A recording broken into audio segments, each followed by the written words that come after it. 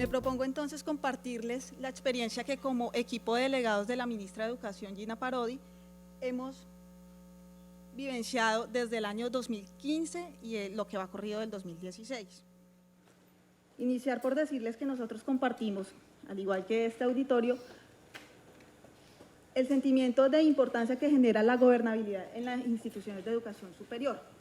Como Ministerio de Educación consideramos que todas nuestras instituciones deben ser de alto nivel y para el efecto la literatura tanto nacional como internacional digamos que ha definido aquellos aspectos que deben ser fortalecidos para lograrlos y ellos son la calidad, la gestión y el buen gobierno. ¿Cómo creemos que se puede lograr?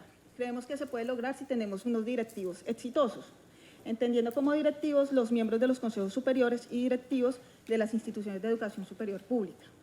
Para el efecto, pues, estos directivos necesitan de unas herramientas que nosotros como equipo hemos empezado a construir y que hoy les voy a compartir. La idea de estas herramientas no solamente es la de su creación, sino también de su implementación y de su constante seguimiento para que generen un mejoramiento continuo en las instituciones. Si tenemos fortalecidos la calidad, la gestión y el buen gobierno, directivos exitosos, unas herramientas útiles y bien implementadas, vamos a lograr que nuestras instituciones sean de alto nivel. Como les referencié, la experiencia de nuestro equipo se remonta al 2015 y lo que va corrido del 2016. Para quienes nos acompañan en el auditorio y que no son colombianos, quisiera hacer una referencia a cómo funcionan nuestros máximos órganos de dirección y gobierno en las instituciones de educación superior públicas. Están definidos por la Ley 30 y cuando yo haga referencia a consejos superiores me estoy refiriendo a los órganos de dirección de universidades y cuando esté refiriéndome a directivos es de aquellas instituciones técnicas, tecnológicas e instituciones universitarias que no tienen la naturaleza de universidades. El legislador del 92 concibió estos órganos colegiados de una manera equilibrada y por eso están integrados en 3 grupos. El primer grupo, que hemos denominado los representantes pues, del gobierno, está integrado por el designado del presidente de la República, el ministro de Educación o su delegado, el gobernador o el alcalde. Será el gobernador en el caso de las instituciones del orden departamental y el alcalde en las del orden municipal. En el caso de los representantes internos de la institución tenemos un representante por las directivas académicas, uno por los estudiantes y uno por los docentes.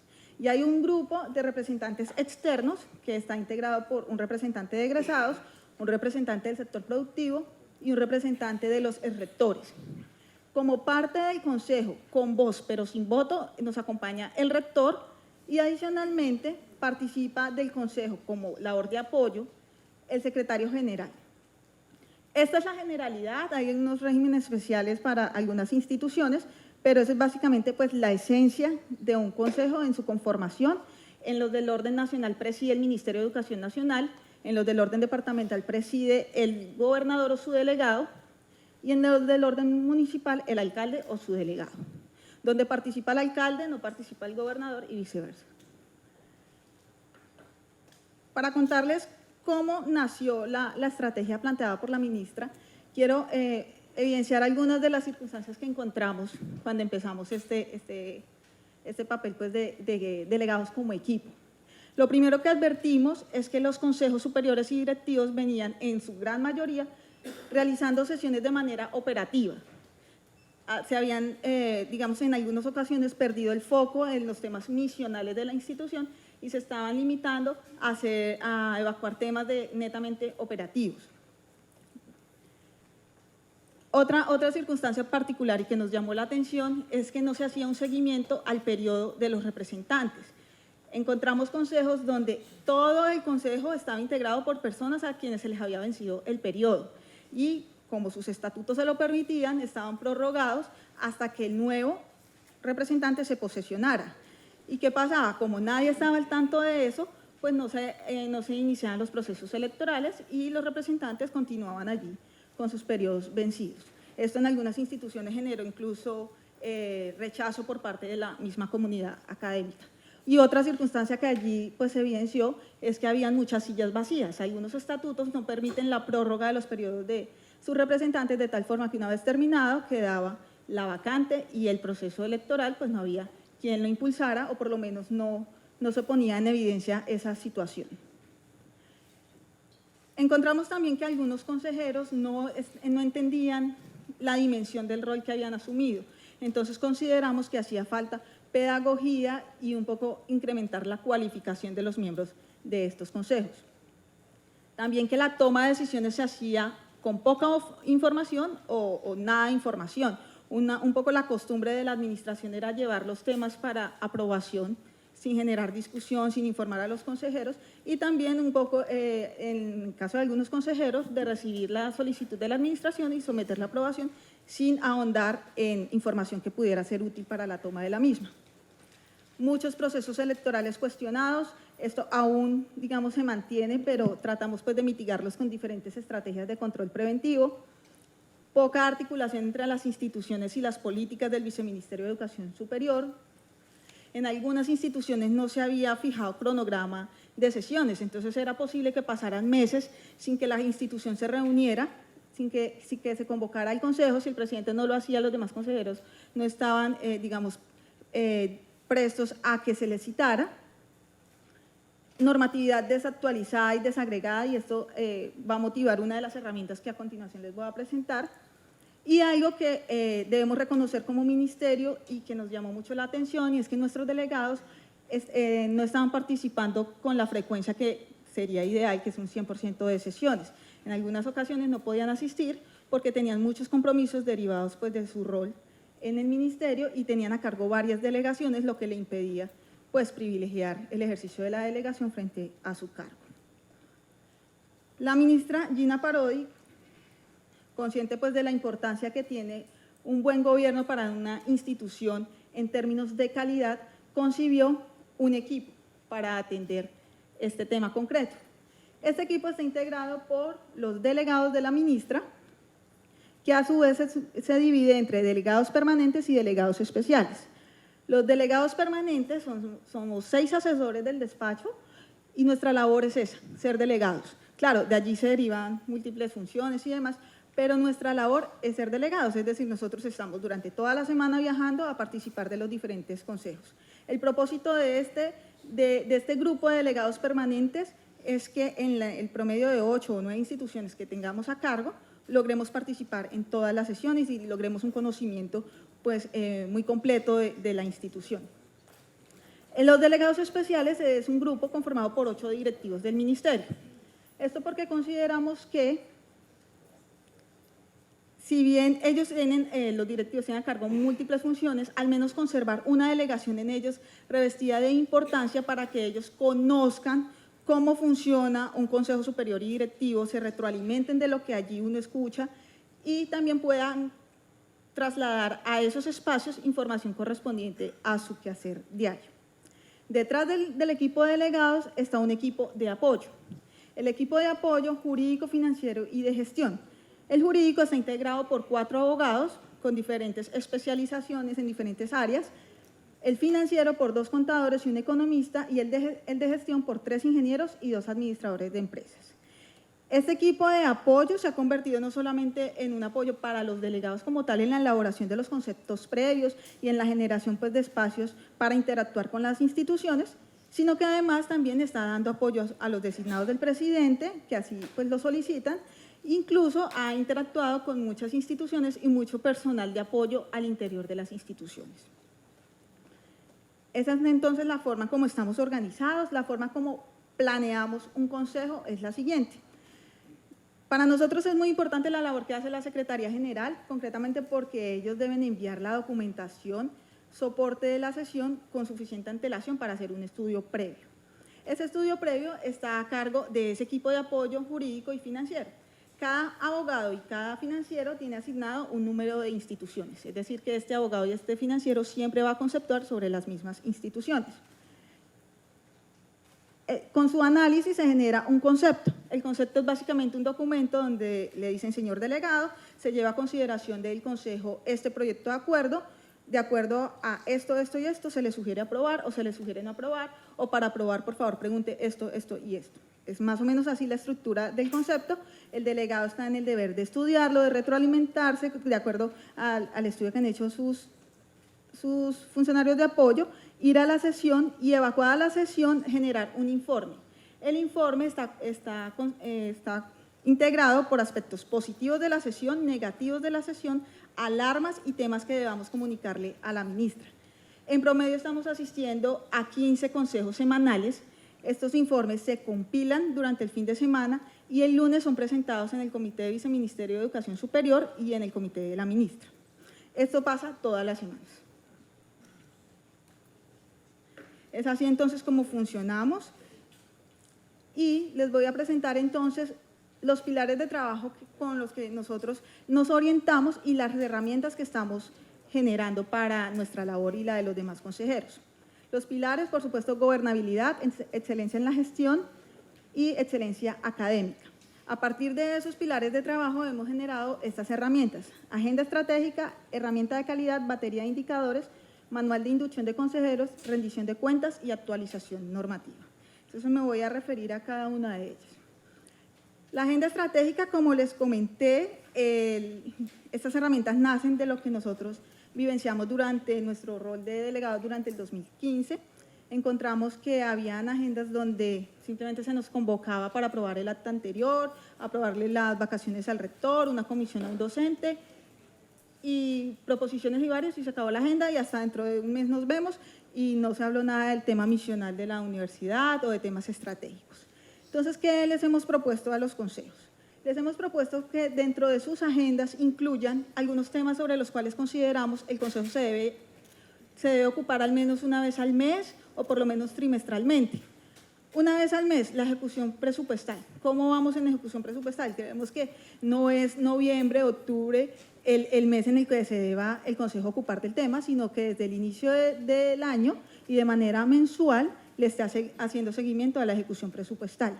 El plan de contratación y las obras de infraestructura, cómo va creciendo la institución en materia de infraestructura y cómo se van ejecutando los contratos en esta materia. Unos temas que consideramos deben ser de seguimiento trimestral, por ejemplo, el plan de desarrollo, cómo va la ejecución, en qué porcentaje está, los indicadores de la institución, el plan de acreditación, planes de mejoramiento, especialmente en materia de entes de control. Usualmente se nos informa que la Contraloría detectó unos hallazgos, pero no nos volvemos a interesar si esos hallazgos, si esas cuentas se fenecieron o no, o qué se está haciendo pues, respecto a esos hallazgos encontrados. Los planes de fomento, el plan de mejoramiento del índice de transparencia, la sostenibilidad y los estados financieros. También creemos que hay unos temas sobre los cuales el Consejo debería ocuparse por lo menos una vez al año. Es decir, temas estratégicos como internacionalización, cómo la institución se está pensando en materia de permanencia y graduación para los estudiantes, en un momento histórico como el que estamos viviendo, cómo se está concibiendo la institución para un escenario de posconflicto, por ejemplo. Creemos que son temas que deben ser tocados en algún momento en el máximo órgano de dirección y gobierno, teniendo en cuenta pues, que su principal labor es la de darle rumbo a la institución. Esta es apenas una sugerencia, por supuesto dependerá de la institución aceptar o no estos temas, proponer otros, modificar el mes en que deba ser presentado. Es simplemente una sugerencia para que en las instituciones les quede la inquietud de que hay unos temas que no debemos dejar al lado de los máximos directivos de la institución. Esa entonces es la primera herramienta, la agenda estratégica, muy originada en nuestra experiencia en la asistencia de consejos superiores y directivos. La herramienta de calidad es una herramienta generada por ingenieros. Está en formato Excel y fue construida con apoyo de la Dirección de Calidad del Viceministerio de Educación Superior y con el Consejo Nacional de Acreditación. Sobre esta herramienta es importante aclarar que no está llamada a sustituir ningún documento o ningún paso en el proceso de acreditación institucional que está a cargo del CNA. Es un documento de apoyo, de autoevaluación para la institución y de seguimiento para los directivos, pero no tiene la vocación de reemplazar el protocolo de acreditación institucional que corresponde a otra autoridad. Con ella, ¿qué queremos? Queremos generar una cultura de autoevaluación institucional, generar planes de mejoramiento, darle a los directivos una herramienta para que puedan hacer seguimiento a esos indicadores que son determinantes para el proceso de acreditación institucional y a largo plazo, por supuesto, aumentar el número de instituciones públicas acreditadas.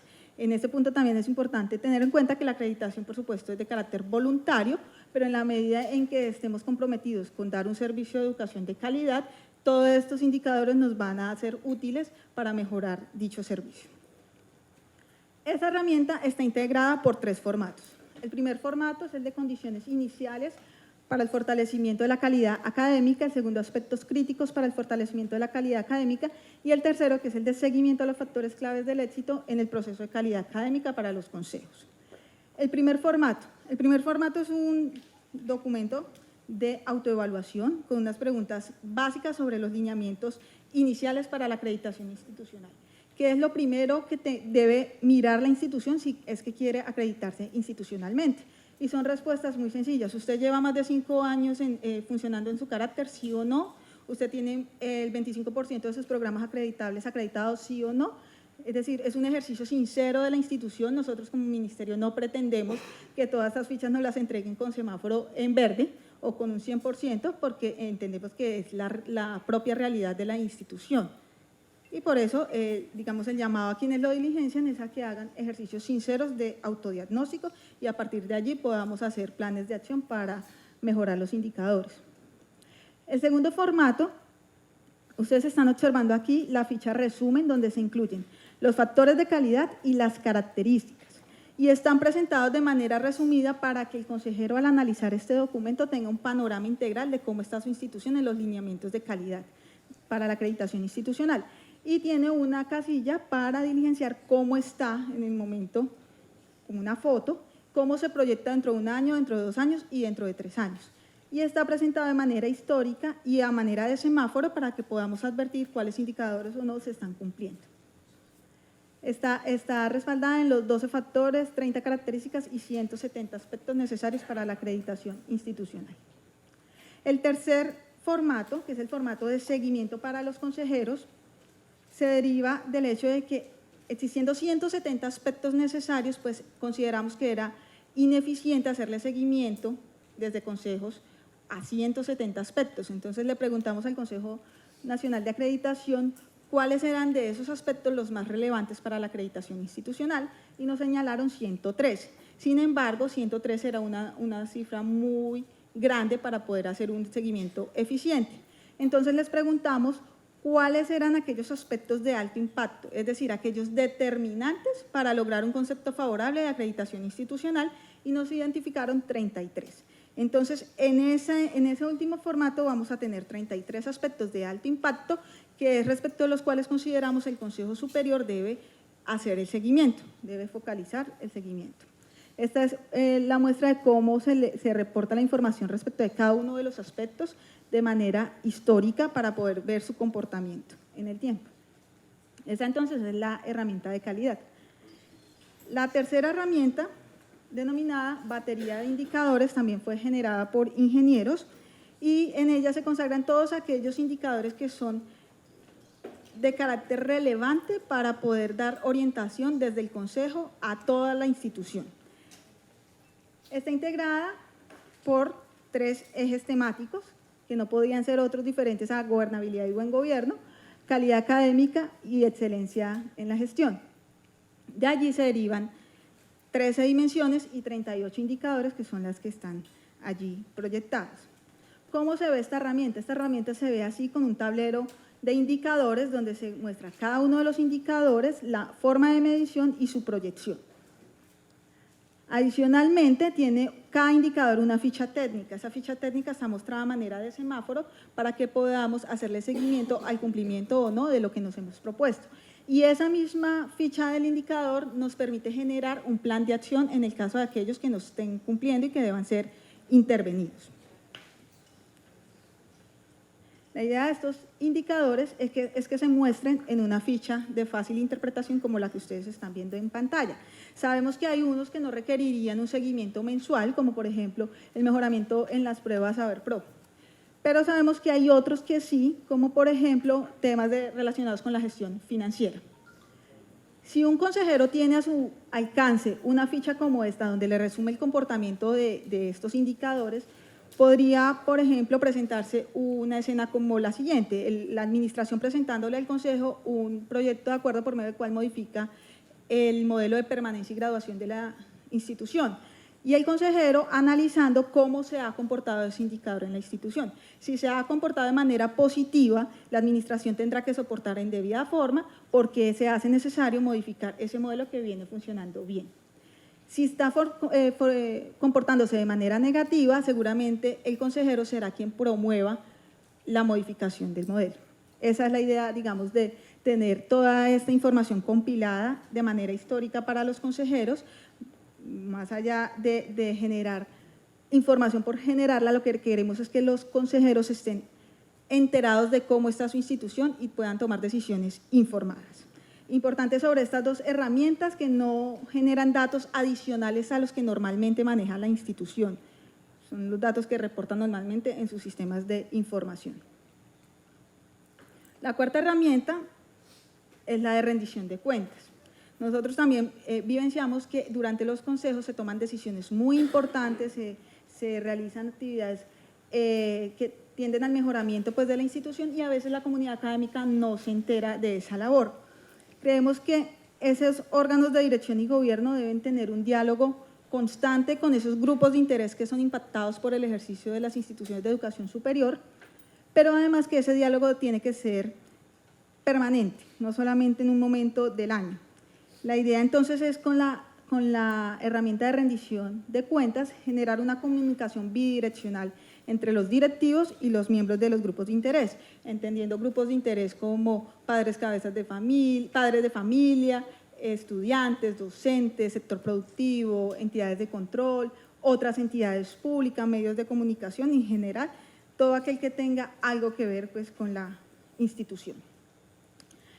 ¿Qué es una rendición de cuentas para nosotros? Es una responsabilidad derivada de ese rol de consejeros.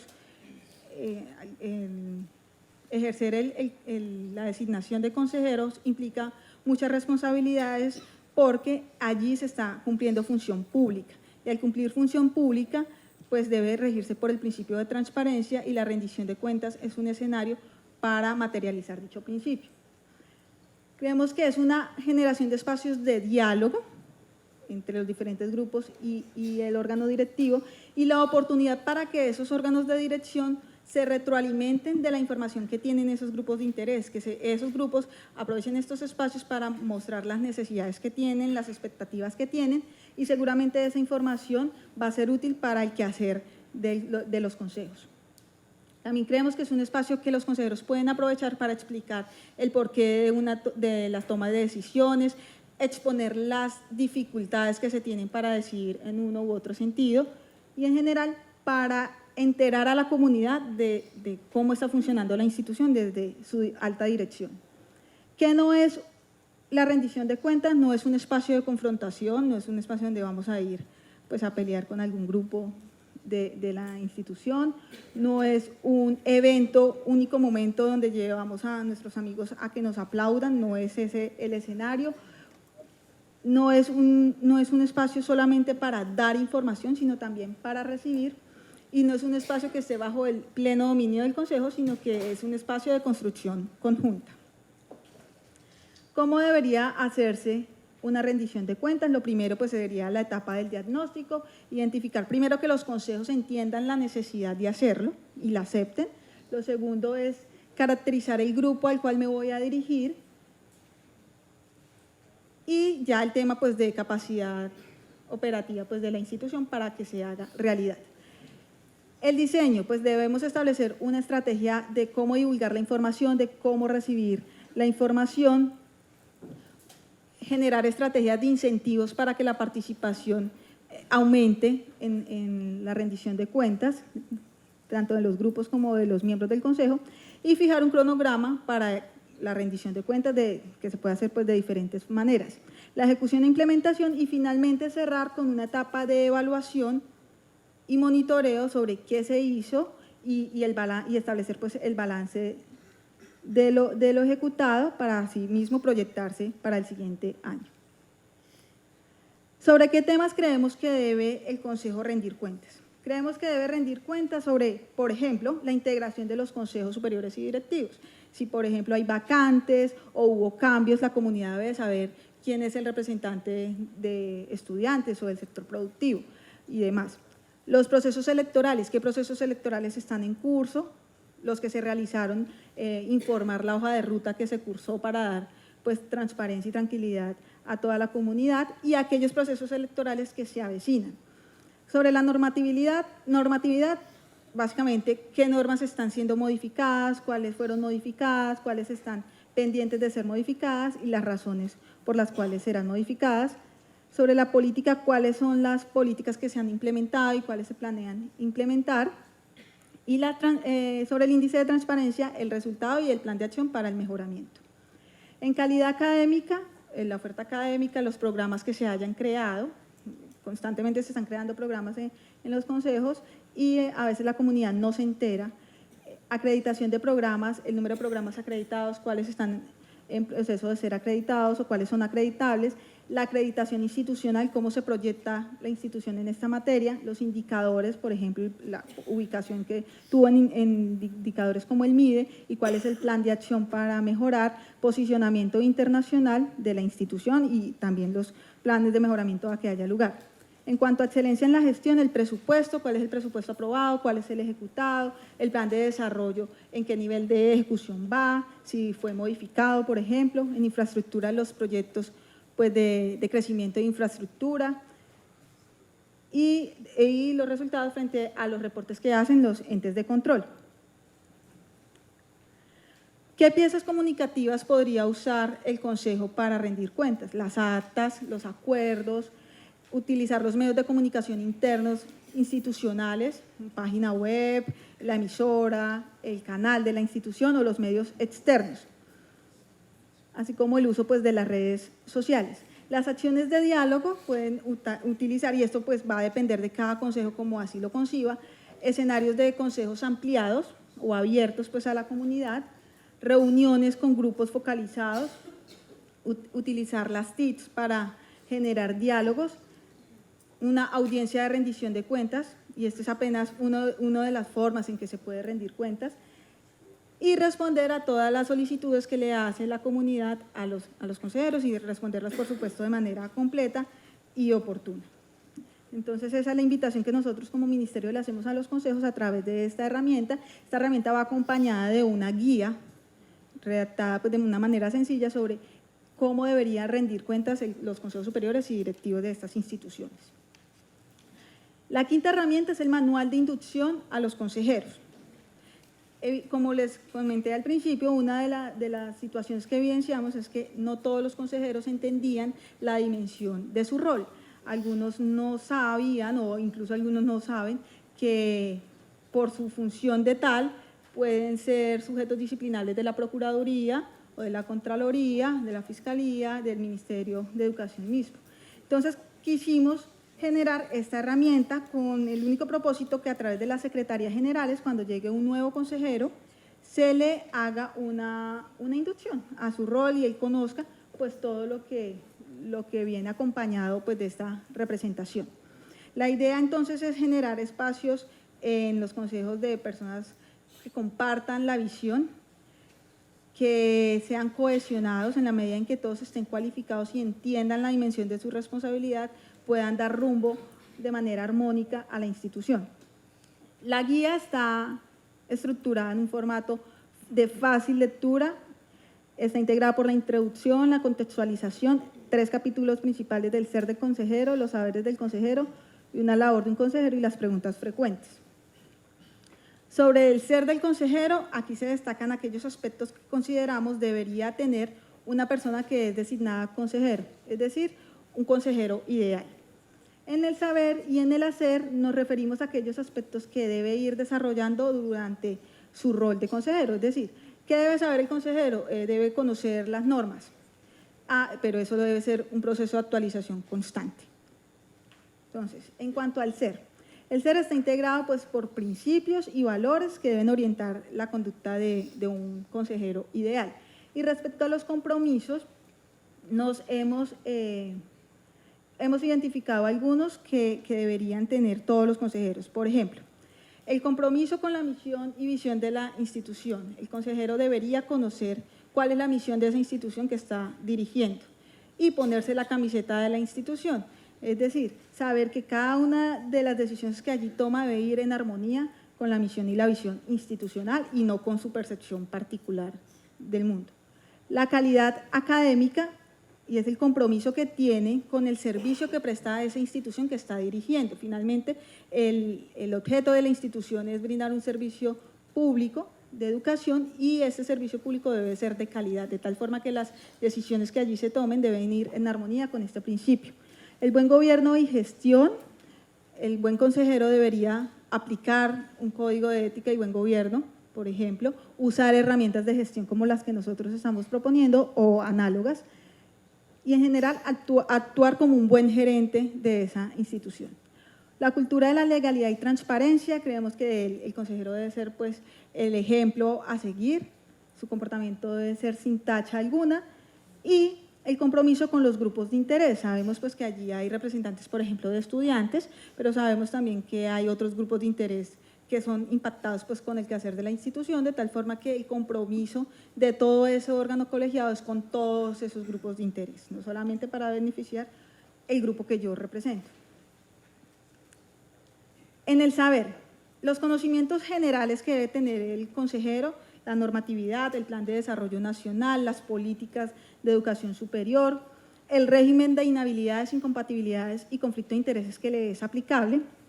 Y en conocimientos institucionales son aquellos relacionados pues, precisamente con la institución donde va a ejercer como consejero. Entonces, la normatividad interna, el plan de desarrollo institucional, la infraestructura de la institución.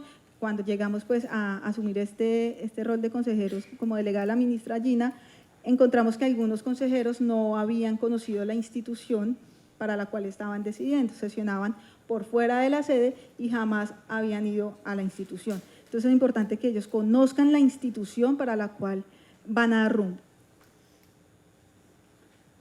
Y en el hacer, creemos que, tal como les mostré cómo operamos nosotros al interior del equipo, la labor del consejero inicia desde el antes de la sesión, no se limita a asistir a la sesión, sino implica una etapa de preparación, de participación y de seguimiento a la toma de decisiones, de seguimiento a los pilares de gobernabilidad y buen gobierno, de calidad académica, excelencia en la gestión. En los procesos electorales garantizar pues, la transparencia, la participación. Esto es muy importante para legitimar a las personas que sean elegidas en los diferentes órganos colegiados de la institución y en las diferentes representaciones. Y el tema de rendición de cuentas al que acabo de referirme, y es básicamente que los consejeros en su hacer deben abrir canales de comunicación para contarle a la comunidad cuál es su aporte a la institución y conocer cuáles son las necesidades de los diferentes grupos de interés. Finalmente, en este manual guía, incluimos unos tips para adoptar las virtudes de los consejeros dignos de imitar. Y ello implican, por ejemplo, ello incluye estrategias para aprender a aprender, para dar información, para escuchar, para fortalecer la inteligencia emocional. Finalmente, estos órganos están integrados por seres humanos que llegan con cargas emocionales y finalmente en ese escenario lo que estamos haciendo es direccionar una institución. Entonces es importante aprender técnicas de este tipo. Para dominar los quehaceres del consejero, nos corresponde aprender a dar rumbo a la institución, a administrar procesos, a liderar a las personas que están bajo nuestro cargo. Y para adquirir la maestría en las destrezas personales, nos corresponde, por ejemplo, seleccionar prioridades, administrar el tiempo. Hay sesiones que iniciaban normalmente a las 7 de la mañana, eran a las 10 de la noche y aún no se había evacuado el orden del día. Aprender a tomar decisiones. Hay consejeros que se limitan a abstenerse en cada una de las sesiones y no se quieren involucrar con ninguna decisión. Diagnosticar situaciones, resolver problemas y hacer seguimiento. Usualmente los consejos toman decisiones y se olvidan de la toma de decisión, pero es importante hacerle seguimiento a la implementación de esas decisiones. Por ejemplo, si allí en los consejos se imparte una directriz en temas financieros, es importante que el operario, el que le da el clic al asunto allá de manera operativa, conozca la decisión y la entienda.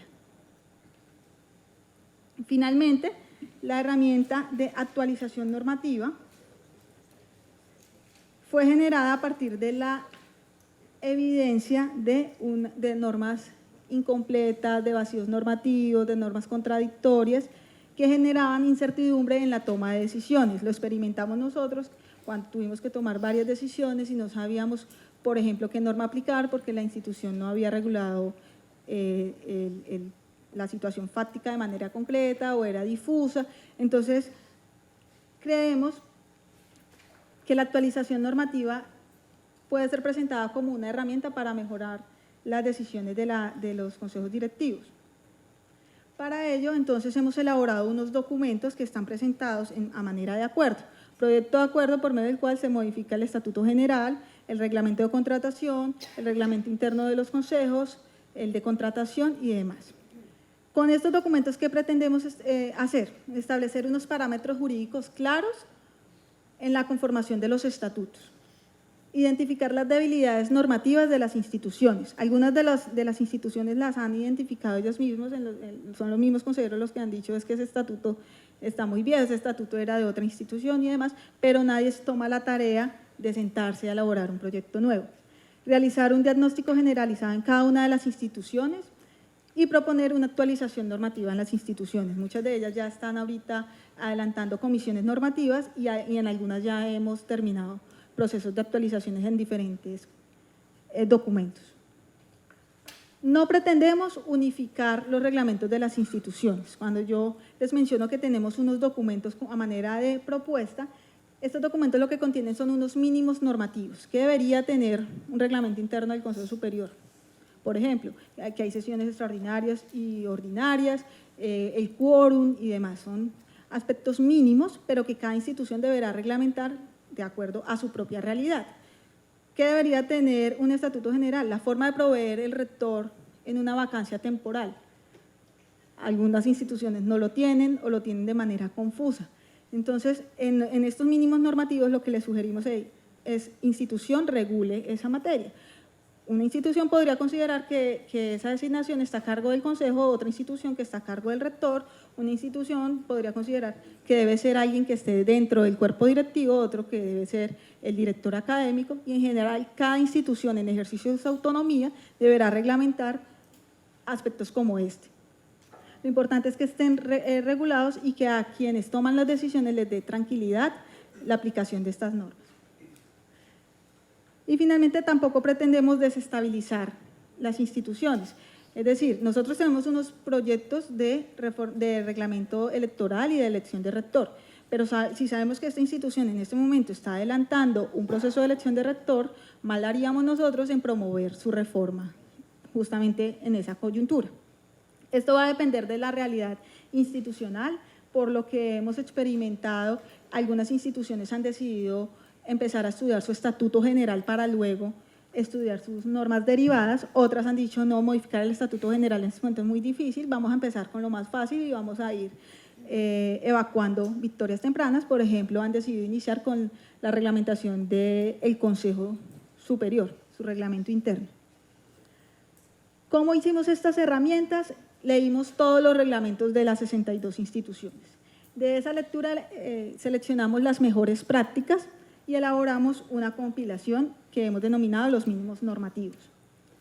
Para poder diagnosticar cómo estaban las instituciones, generamos una matriz y le aplicamos esa matriz a cada uno de los reglamentos. Es decir, uno de los elementos que tiene la matriz es que la institución reglamenta proveer las faltas temporales del rector y miramos el reglamento, este sí la reglamenta, este no la reglamenta y esto se le asigna pues una puntuación porcentual y nos va a dar un diagnóstico de cómo están las instituciones.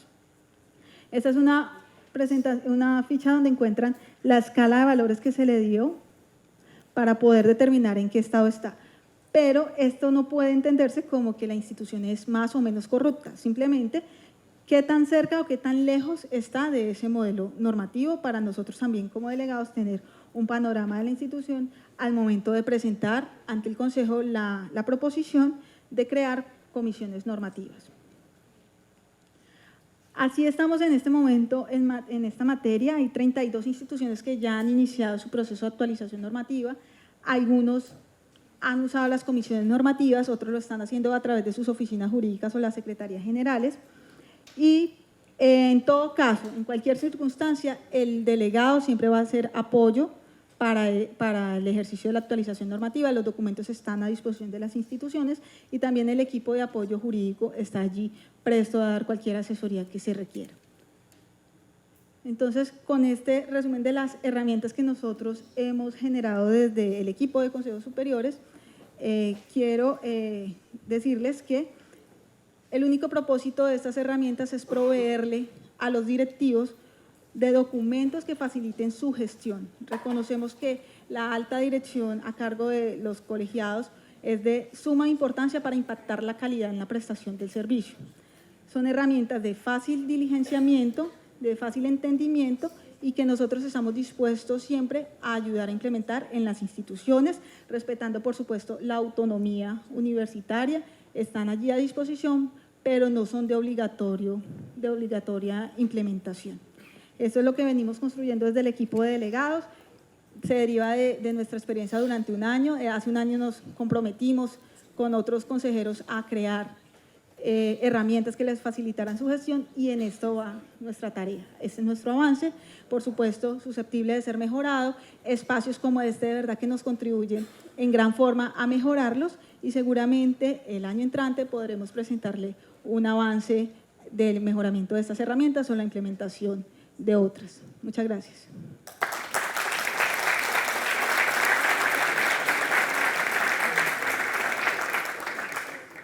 Abrimos la ronda de preguntas.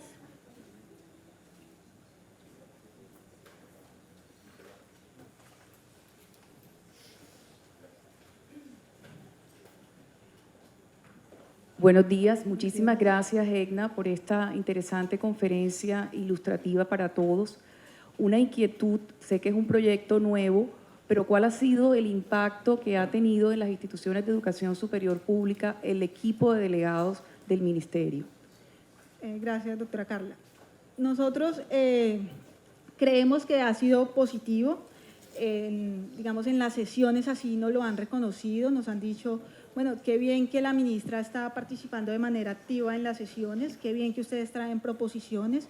Nos citan ejemplos como de anteriores delegados que no hacían parte del ministerio, es decir, no conocían ni siquiera pues cuáles eran las políticas que allí se estaban generando. Hemos logrado, por ejemplo, la implementación de herramientas en algunas instituciones, algunas ya tienen estatutos actualizados, están trabajando, estamos generando pues la cultura de la autoevaluación en aspectos que son importantes para la alta dirección. Estamos realizando encuentros con miembros de los consejos, con los designados del presidente, secretarios generales, estamos en constante relacionamiento con los rectores y esto también hace que nosotros como ministerio podamos desarrollar más fácil nuestro trabajo porque estamos constantemente en contacto con ellos. De tal forma que el balance para nosotros como ministerio ha sido positivo, los comentarios por supuesto, orientados al mejoramiento continuo, pero siempre haciéndole un reconocimiento a la ministra por haber concebido así su participación en los consejos, por haberle dado la importancia que este factor de calidad tiene para que la voz del ministerio llegue a las regiones y llegue a las instituciones.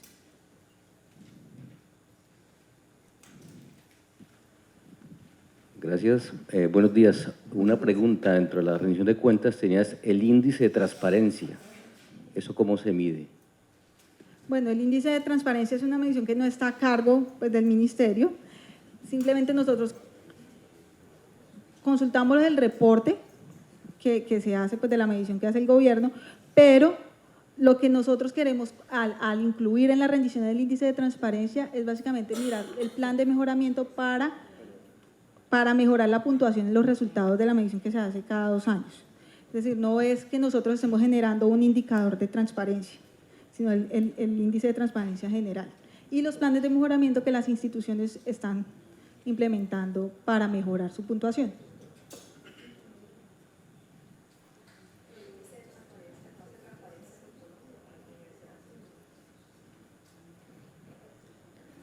Buenos días. Hola. Hola, Edna. Bueno, yo tengo la oportunidad de contar con Edna en el Consejo Superior de la Universidad de Los Llanos. Este año conocimos toda la presentación de lo que viene proponiendo el Ministerio y pues tendría un par de preguntas. ¿Tú conoces la realidad de la Universidad de Los Llanos? Y en ocasiones hemos tenido, sobre todo este año, que lo urgente le está quitando tiempo a lo importante, ¿sí? Y quisiera saber de qué manera ha proyectado el Ministerio en el tiempo que las universidades puedan regular todo lo que ustedes vienen proponiendo, ¿sí? Tuviste que casi nos tomó todo este semestre reformar el reglamento interno y lo que de manera personal no quisiera es que nos tome otro semestre reformar otro documento y lleguemos a término del Consejo Superior de este periodo y esos documentos no nos hayan permitido tocar uno que es muy importante en la universidad, que es el Estatuto General, y algo que ustedes están proponiendo que vaya por aparte, que es la elección de las directivas, ¿sí? Perdón, creo que es solo la del rector. Y la segunda pregunta, también, digamos, entendiendo que un poco no podemos romper esa línea de la autonomía universitaria, ¿verdad? Y creo que en eso el Ministerio ha sido claro en decir, es una propuesta, no es algo que se le imponga a las universidades, pero nosotros tuvimos la particularidad hace 2 sesiones de conocer unas decisiones de la anterior rectoría de la universidad, donde es muy probable que se hayan hecho maniobras para evitar pasar al Consejo Superior decisiones estratégicas en materia de recursos, ¿sí? Es materia de investigación en este momento y quisiera saber cuál es la estrategia que ustedes tienen para poder no solamente controlar, sino poder ayudarnos a nosotros que somos las directivas de la universidad a controlar esas cosas que no necesariamente están llegando al Consejo Superior. ¿Sí? Hay un límite de contratación a cargo de la rectoría, pero lo que estamos viendo es que se están optando por maniobras, ¿sí? Para evitar que eso llegue al Consejo Superior y cuando llegamos a una nueva administración nos encontramos con esas malas decisiones. Bueno, gracias Fernanda. Sí, mira, la presentación especialmente de la herramienta de actualización normativa, que es la que hemos venido trabajando en la Universidad de Los Llanos, va a depender de la realidad de la institución, así como para la Universidad de Los Llanos y para cualquier otra. Cada institución debe planear cómo va a modificar sus estatutos. Algunos, por ejemplo, la Universidad de Los Llanos tiene especial dificultad para intervenir en este momento el Estatuto General porque está a cargo de una asamblea triestamentaria. Entonces, la estrategia que allí adoptamos fue empezar por reglamentos como el interno, que dependía netamente del Consejo Superior y en diálogo con el Consejo Académico lograr pues, su presentación a consideración. El método de trabajo debe definirlo cada institución. Las herramientas están allí dispuestas. Creemos que darles estos documentos se constituye en una línea base que va a impulsar la modificación. Es más fácil empezar a comparar y crear un acuerdo que empezar de ceros. Y así lo evidenciamos cuando constantemente en los consejos se quejaban de que era necesario intervenir las normas, pero nadie se sentaba a redactar un proyecto. De tal forma que la dinámica se la debe dar la misma institución, el consejo, la comisión, si es más fácil a través de la oficina jurídica, si es más fácil a través de la Secretaría General, si es más fácil encargarle el análisis del documento a un solo consejero. Eso ya dependerá pues, de la dinámica de la institución. Ahora, en cuanto a cómo hacer para que las decisiones trascendentales pues, no se evadan del Consejo Superior, precisamente consagrando en las normas límites o restricciones que permitan el control. Por ejemplo, en este caso particular tendríamos que analizar el reglamento de contratación, cuál es la cuantía que se exige para que suba X decisión al Consejo Superior. Es necesario que todas suban, que suban antes o después de la decisión, que se dé a manera de informe o para buscar un aval del Consejo. Esto ya depende pues, del análisis que le haga la institución a su normatividad y fijar los controles que el Consejo Superior considere. Finalmente es una de las funciones principales del Consejo, es fijar sus reglamentos, modificarlos Y si, por ejemplo, en esta universidad se detectó esa práctica, habrá que ver cuál es la norma que deba ser intervenida para evitar que se presente a futuro.